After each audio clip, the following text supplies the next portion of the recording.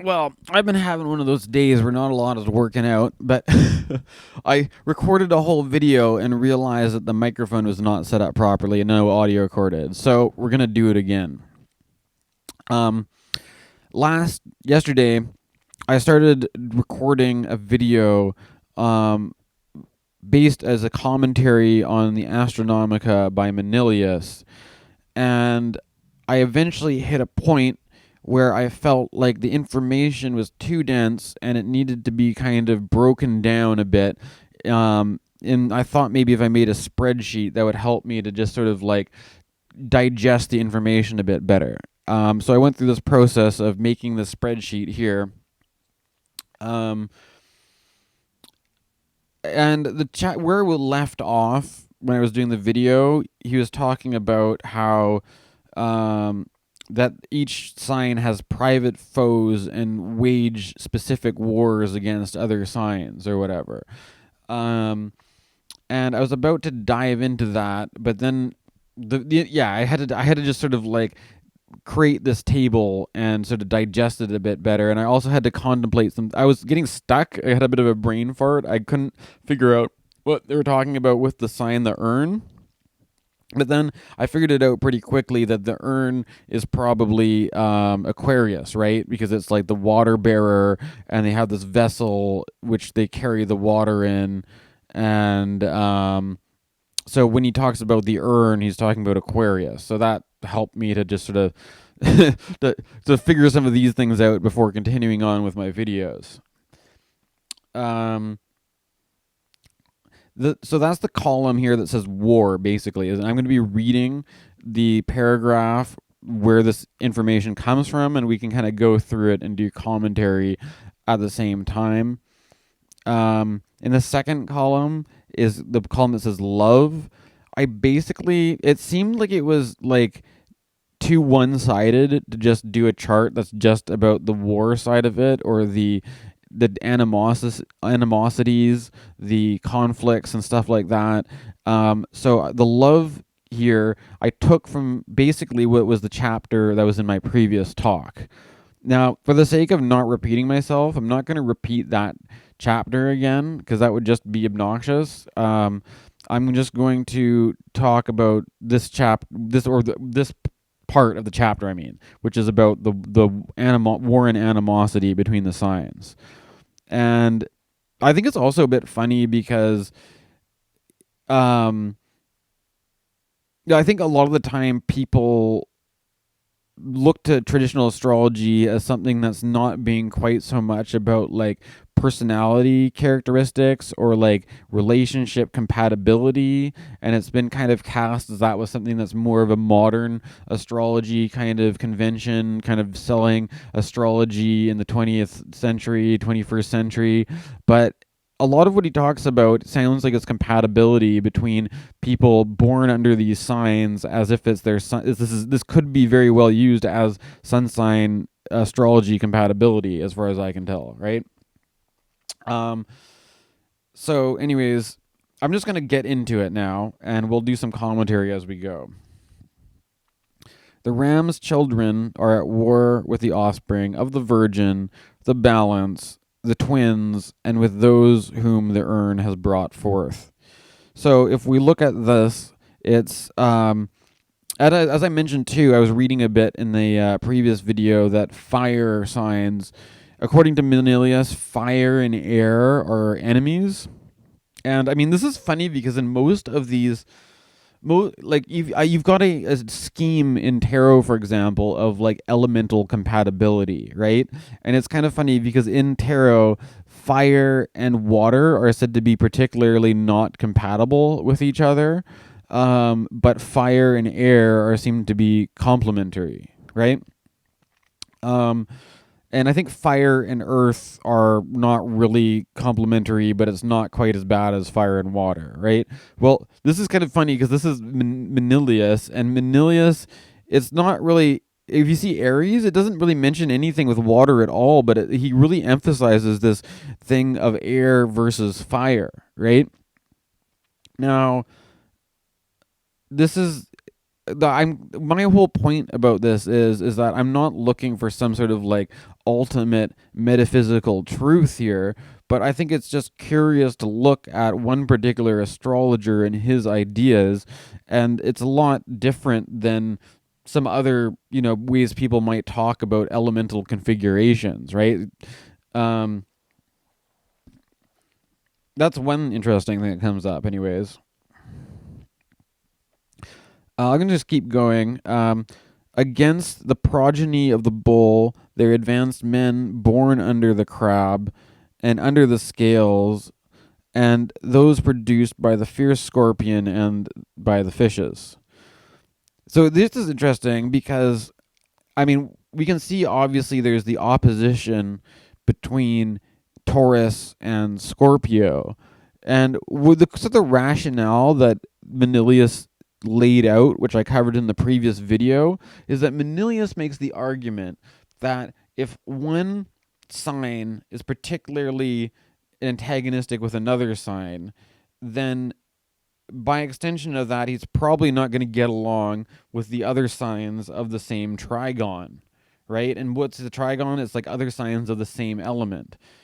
So this is not really emphasizing Scorpio as being the seventh house basically can be partners and it can be enemies.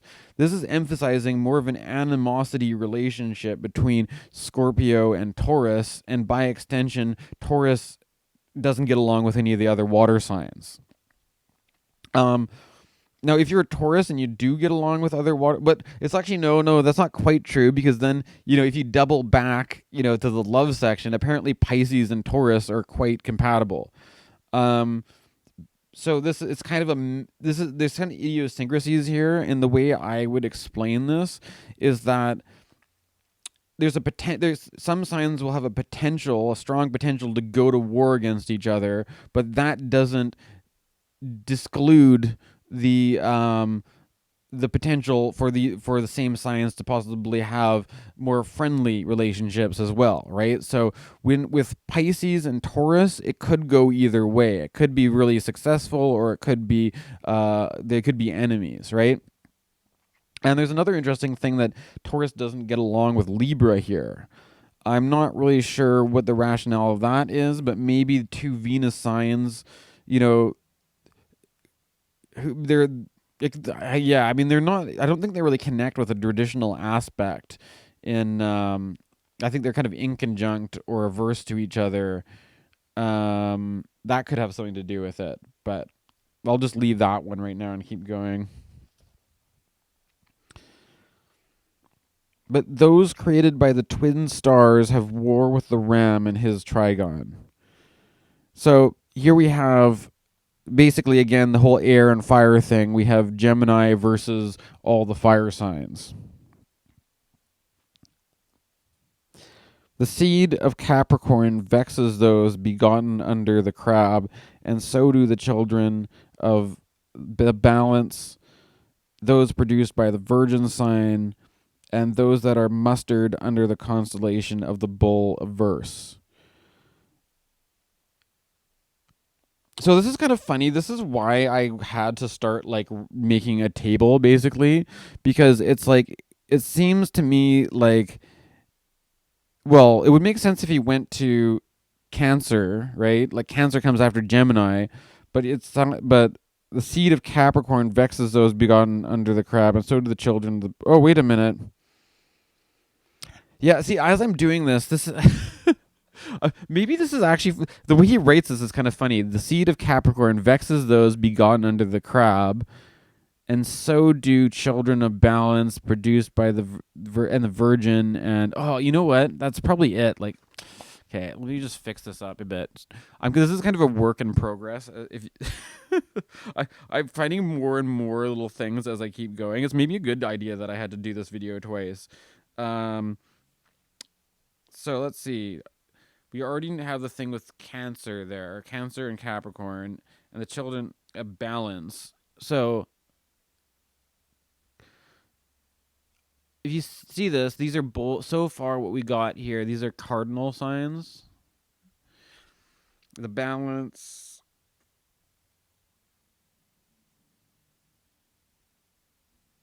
Man.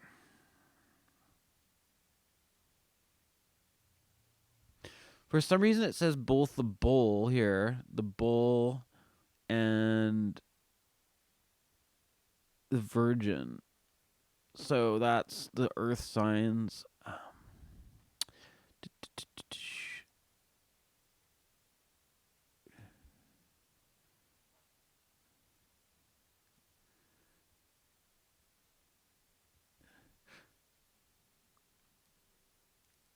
Okay.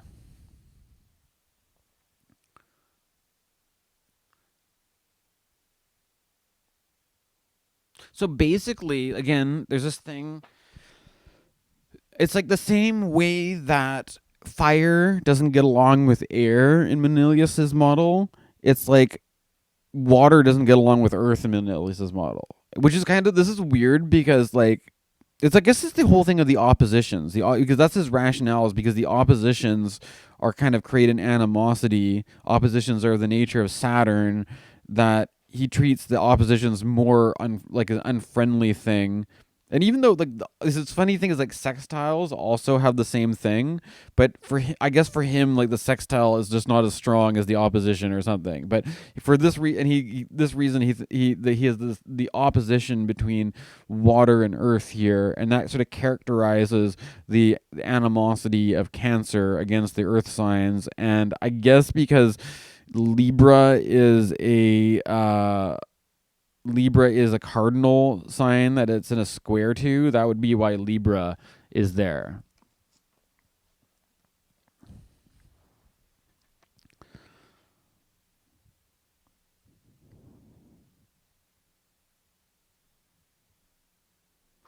The ram shares his foes with the savage lion, and the same signs levy war on both. So when you get to Leo, they say once you get to Leo, just look at, go back to Aries. Aries has the same signs is at war against as Leo, just to keep things simple. And this is the whole fire versus air thing coming up again. Aragon fears the crab, him that lurks under the bow of the two-formed centaur, the fishes, and you, chill Capricorn. So Aragon, the one that lurks under, it's kind of funny because the one that lurks under the bow of the archer, it's like, it's a little bit like Harry Potter and Voldemort. Like Scorpio is the one that will not be named here. It's just have to but I think it's not the only sign he does that for, so maybe he's not just picking on Scorpio. But here we're on this one here. The so again, Virgo. Oh no, yeah, Virgo. Is this is the oppositions between earth and water here. Virgo, according to Manilius, does not get along with any of the water signs, and for some reason, even though Capricorn is another earth sign, apparently Virgo and Capricorn may not get along either. But yeah, but then again, it's a good reminder that if you look over the love column, that there are Scorpio does also have the opportunity. There's an opportunity for more harmonious Virgo Scorpio thing going on as well. It's one of these things where it could go either way. Okay.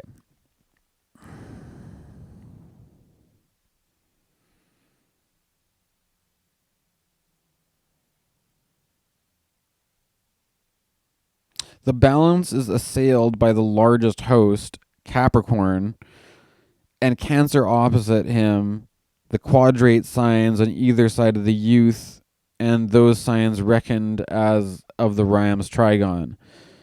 So the balance is assailed by the Capricorn, and this is basically the cardinal signs, right? So I think that's what he's talking about with the quadrate signs, right? The quadrate means square. So what are the ones that square and oppose Libra? You got the opposition to Aries, and you've got the squares to Capricorn and Cancer.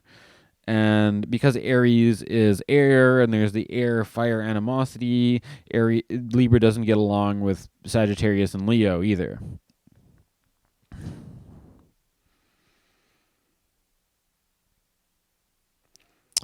The scorpion is presumed prolific of as many foes. It flees before the lad with his waters, the twins, the bull, the lion, and to whom it is itself an object of fear. Oh, I guess to whom it is itself an object of fear. Even man, I could need to add something here. So it's like it's saying that even Scorpio doesn't get along with other Scorpios. I guess it would be saying that's one way you could put it into here. How would it stick Scorpion here too? It it's a tough sign of the zodiac when you don't even get along with your own sign. Like Scorpio's waging war on over half the zodiac, to the point where it's even waging war on itself. Basically, Manilius is saying, and so this is kind of funny because like Scorpio. I don't know why. Like people, a lot of time I see on these astrology boards, they pick on Gemini as being a kind of a troublesome sign. But Scorpio, I think here really takes the cake, especially if you go back in ancient astrology, back in the days of the Roman Empire, people still didn't think very, they thought that Scorpio was trouble, basically. Um, and yeah, I could go, I mean, I don't think it's like, I think with Scorpio, it's just fair to say that, like, because it's the fall of the moon and the detriment of Venus and the Mars sign, it's at war with a lot. It's a kind of unfortunate place for a lot of different relationships with other signs. Um, but if you look, the saving grace though is if you look at the the other things Manilius was saying earlier, Scorpio does seem to have potential to get along with Pisces pretty well, and also has potential to get along with Virgo. So that's a saving grace for even Scorpio. Still has the potential to get along with other signs. Um, Although, even later he says that the water signs might not be the most, like, they might be friends, but they might turn on each other or something and all this kind of stuff, right? So he doesn't really think, Manilius seems to think really highly of air signs, but not very highly of the other signs. Well, that's my impression anyways. It seems like there's a bit of astrological favoritism going on here. Um, or I could have a hierarchical system where they're not all these things are equal or whatever.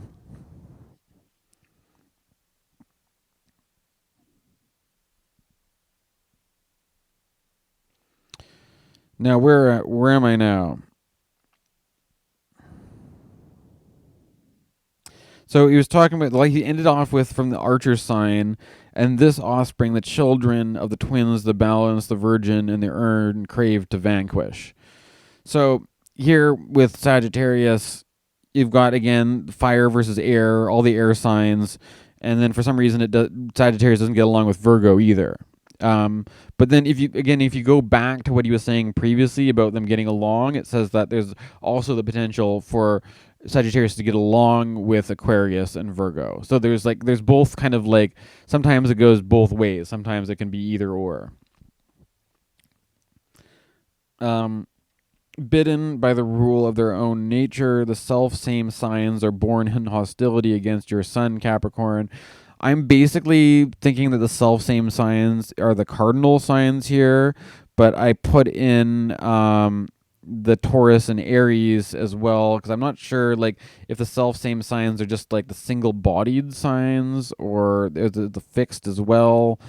I'm not sure about that, but you can at least say that the cardinal square there works.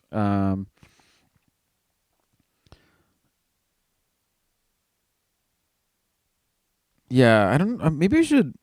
That's a bit of a confusing one, I think, for Capricorn. Like, maybe I should take out the Taurus and the Aries and just keep it at the cardinal signs. That might be a bit more simple. I'll just leave it for there for now. Um, but those poured forth by the waterman with his ever flowing stream are provoked to battle by the Nemean and all his trigon, a host of beasts that flees before the manhood of one. So this is again why I'm thinking the favoritism, or at least elevating Aquarius. That, like, the fire signs are just a bunch of dirty beasts that flee at the sight of the perfection of the God man of Aquarius. It's like, oh my god, oh well. But I have, in my own life, I have seen some air fire conflicts come up, in particular between Aquarius and Leo, and you can see those kinds of archetypal dynamics at play, perhaps. So I might be able to see what he's getting at. But it's important, I think, though. Even with this, even if it sounds like he's talking with sun sign astrology, I think it's important not to take it too personally. Basically, like it's like you may be born under the sign of you name it, but when he's saying that the sign has a problem with that sign, it doesn't necessarily mean that you have the problem. And actually, but maybe, maybe if you have both placements and both those signs in your chart, then that problem could be it's like you've got that aspect going on in your chart, right? So it's like you're not one sign or the other sign, but rather you're experiencing this dynamic between the two signs, either being harmonious or inharmonious or whatever, right? So you don't take it necessarily personally. But I don't know. That's just a reminder, because I think if people take the stuff personally, they might find it a bit offensive, perhaps.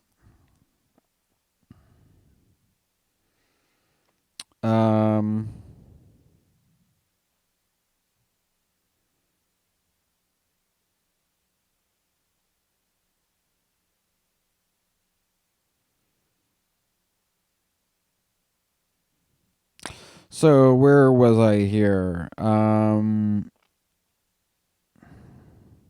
The progeny of the fishes is attacked by the waterman next door, by the twin brothers, by those brought forth of the virgin sign, and by those derived from the archer's constellation.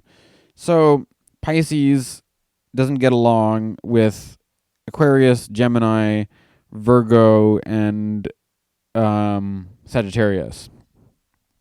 Well, this is kind of interesting because before they were talking about this basic kind of animosity between the oppositions, but Pisces is kind of like an exception to the rule here, right? Because Pisces is opposite to Virgo, but he doesn't mention anything about the Earth trigon. Like, he doesn't say that Pisces is at war with Capricorn. It doesn't say that Pisces is at war with Taurus. It actually, in the other section where he's talking about the friendships or whatever, it actually says that Pisces is quite fond of Taurus, right? So, this is it's actually kind of fun. I'm enjoying Manilius because part of what I liked about learning ancient astrology was a sort of like impeccable system, but it's sort of like I'm getting a kick out of the fact that Manilius is highly idiosyncratic and does not seem to be an impeccable system really at all, right? Like there's all sorts of funny idiosyncrasies that, I mean, some people may just, disregard Manilius and just focus on other astrologers, but for whatever reason, this is just these are my early dives into reading classical material myself, rather than reading textbooks or things that people like Chris Brennan or Demetra George has a new book out now. I haven't read that one yet, but not rather than just reading the actual source material itself and seeing what you get from it. And it's some of this stuff is, particularly Manilius, is not a concrete bulletproof system.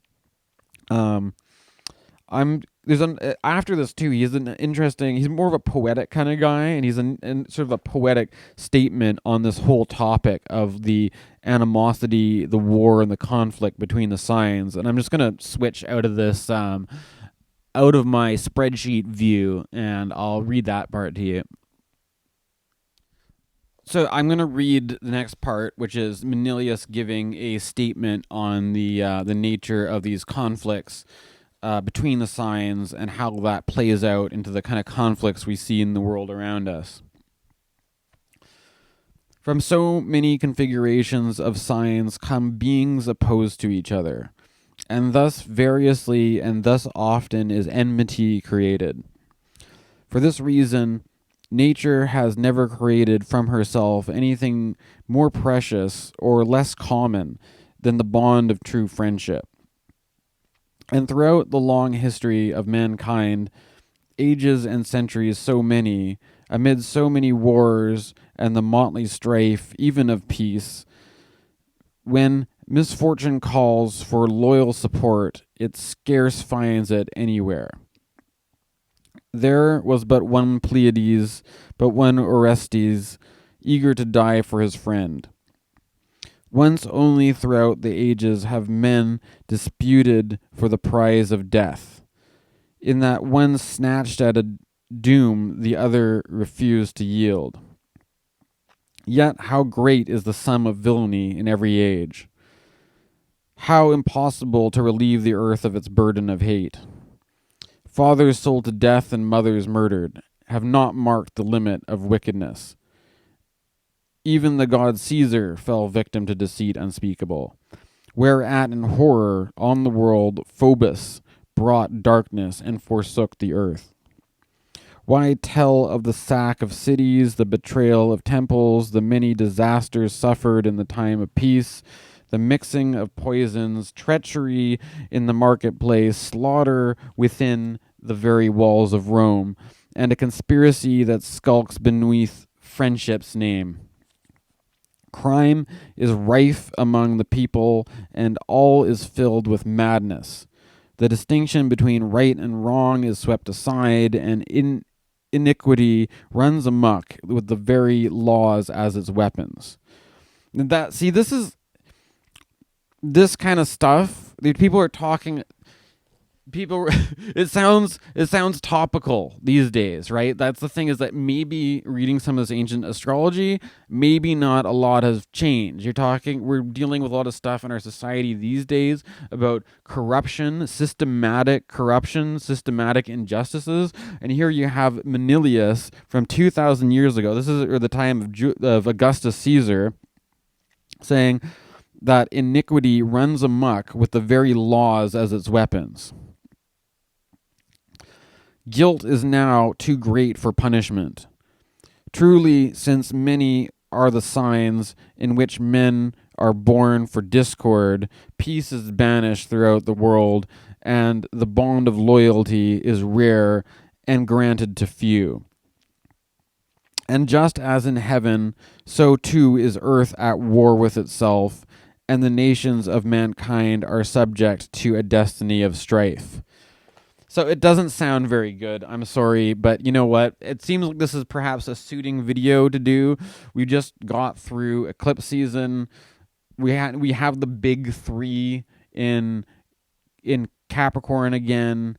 Saturn, which rules the opposition. Saturn, Jupiter, the modern planet Pluto in Capricorn, and we've been going through a T-square with Mars, bringing out Mars warring conflicts. I was I was even sent like a video by somebody, like this is an old friend of mine, and I don't know, but like of the JP Sears doing like making fun of astrology. I actually thought it was pretty good because it does sort of it is an interesting time for me to start being an astrologer, and I was well aware of this heading into 2020. That would be like, yeah, I had a hell of a year, but I figured this is it, man. This is like astrologer training 101. Like, you get this to kind of like have to deal with, and then who knows what 2021 and 2022 is going to be like. 2022 actually, I'm thinking 2022 will be pretty nice. You got a Jupiter and Pisces happening that year, but you've got, it's an interesting challenge as a divinator to do astrology this year. And I have an astrology channel called Divine Timing. I mean, you're probably going to be watching this on my Divine Timing YouTube channel. So there's a certain there's this question. I think this leads into an interesting philosophical question about what does it really mean, divine timing, anyways, and what does it mean? Like at the very end here, he says, "And just as in heaven, so too is earth at war with itself, and the nations of mankind are subject to a destiny of strife." So, like, heaven is at war with itself, right? Because most people, when you think of heaven, you think about if you go to hell, then hell would be torturous and there'd be war in hell. But what does it mean for there to be war in heaven, right? Well, I mean, the thing about the is the I this is what my take on it is. For one thing, the the zodiac, or what do you call the zodion in traditional astrology, the 12 signs represent certain, they're almost like animal spirits. And you can look at how many of them are represented by animals, right? And like pretty, I got an animal right here hanging out with me. Um, I was reading also in the Manilius Astronomica, like I've got Sun, Moon, Sagittarius, and apparently Sagittarius is the sign that is the best at taming the wild lions and tigers, and it's the one that, you know, kind of like the horse rider almost with the centaur image, but the half man, half animal represents a certain kind of like, the animal is there, but there's being able to relate to the animal, being able to and there's also a lot of, apparently in different shamanic traditions, that there's the shaman is represented as somebody who's half man, half animal, or who can take on animal forms and this kind of thing. But there's this basic thing about, if you look at, let's go with that, right? The shamanic, I don't know if I always like using that word, but there's like the journeying into these other states of consciousness, which may be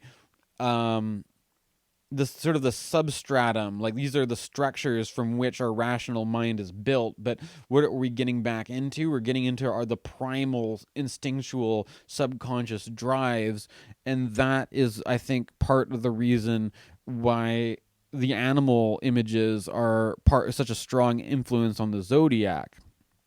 And what part of this, the I think he emphasizes the air signs from being either the two human signs of Aquarius and Gemini. Virgo's also a human sign, but Aquarius it doesn't have any animal signs. It only has the scales as a non-human sign, but what's the scales? It's like the balance, right? But it's all about keeping things in order, keeping things in balance. And there's a certain sort of self-sacrificial nature to Aquarius, where you're submitting yourself to some sort of higher principle that you're serving. And so some of these signs have certain characteristics which are less animalistic than others, right? But the because these kind of the animal tendencies are kind of like these sort of unconscious drives and patterns which kind of are pushing people in certain directions, kind of like it's kind of like in, maybe even in, I don't know enough about Buddhism to speak with authority, but they have the animal realm in Buddhism. If you know, like they have the realm of hungry ghosts and the hell realm, there's also the animal realm, right? And so there's a question of whether, as you might be dealing with a kind of animal realm in astrology, right? Um, the other part of this too is that if you think about um, the you've got heaven and earth, right? And if you look at heaven, not you could talk about heaven in a number of different ways. In this way, you could talk about the heavens as literally being the stars in the sky, right? Because the funny thing is back in these days, a lot of people talked about it as if the heavens were literally the heavens, and then hell was actually this place underground. Like if you kept digging long enough, you'd get to hell and journey to the underworld or something. Like that was, or I mean, it depends on how literally people were taking some of these ideas, right? But there's also the idea of heaven being, if you think about Platonism, you've got the world of the world of the forms, the perfect forms, and that for example, there are many instances of a man, there's many instances of a cat, many instances of a house, um, and yet no house is like the perfect form of a house, and yet all houses are built kind of following this kind of blueprint of a house, right? This is kind of like Plato 101. And that this is the idea of also where the archetypes come from, is that there's these universal patterns or archetypes which are always expressing themselves that could be is in the shape that of different life forms, or that could be different roles. Like there's like the blueprint archetype of a teacher and a student, and that plays itself over millions and millions of interactions between teachers and students, right? Or there could be like the interactions between a shopkeeper and his customers, and that could be a kind of archetypal blueprint, and that plays itself out over all these things. And so what you're looking at with astrology here is kind of like these kind of blueprints that exist. Um, and they're kind of very subtle forms, subtle, but they you can see them play out in any number of different ways. Um, and the and so okay, so let's get back to it though. Is it like these forms are playing out, but sometimes the way these forms play out is not really heavenly, right? It's not really peaceful. And I think that's part of the thing. If you have to understand the basic issue of the elements, right? The elements in Plato's Timaeus, he basically says that, you know, it's sort of like in Buddhism, like they have this idea in Buddhism of the great perfection, that everything is really completely perfect as it is, but it's only due to our own ignorance that we're not able to see it as such, right? Um, and so Plato kind of echoes the same idea that everything is really perfect. There's this divine perfection to everything, but the idea is that we are existing at a certain level of manifestation, in that we are inhabiting physical, three-dimensional bodies in the worldly plane, and we have to cope with all the basic, we have all these animalistic survival drives to help keep us going, to keep us alive in this world.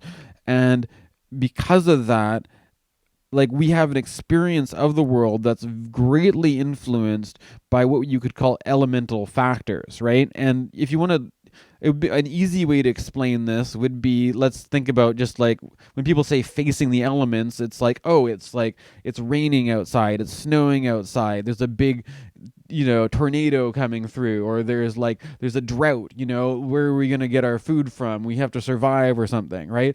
These are all like natural disasters and predators and all the natural forces that human beings have, and I mean, like life in general has had to contend with, basically to survive, and also to face the fact of morality, that death is an inevitability as well too. You're surviving, but at the end of the day, death is inevitable.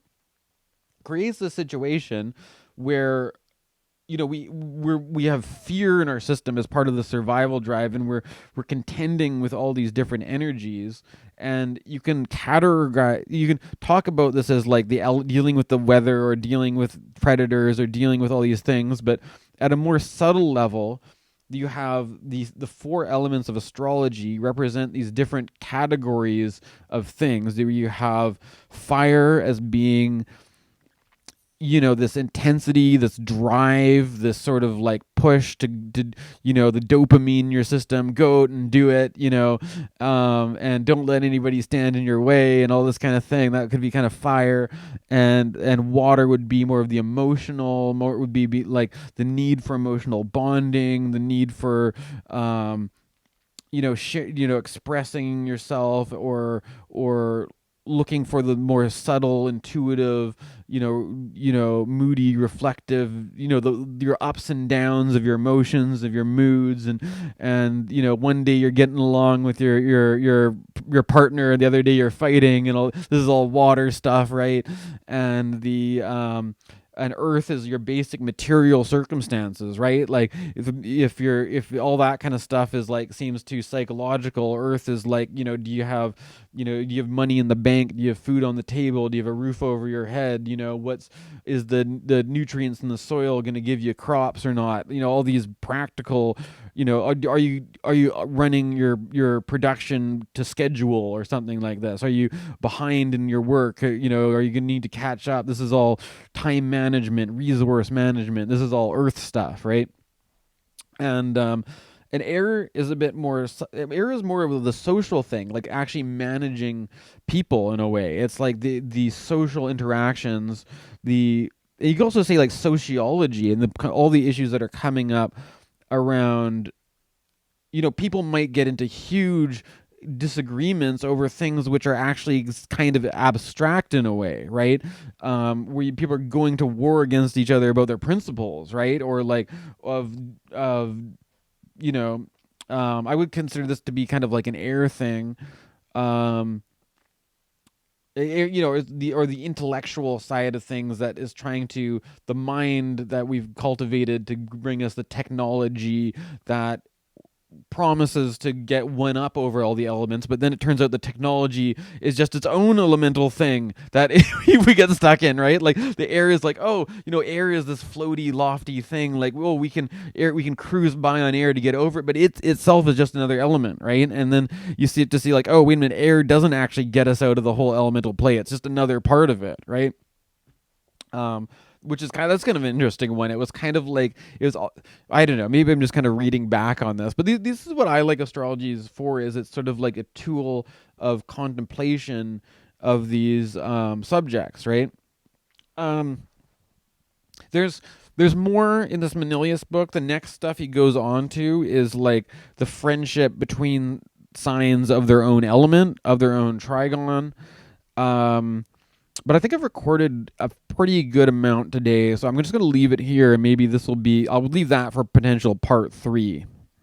Um, yeah, I think this is a good place to leave off. Hopefully you got something out of this. Thanks for watching. Um, check back on my YouTube. You can, or what can I say? Yeah, do the commercial thing. Like and subscribe. Yeah, okay.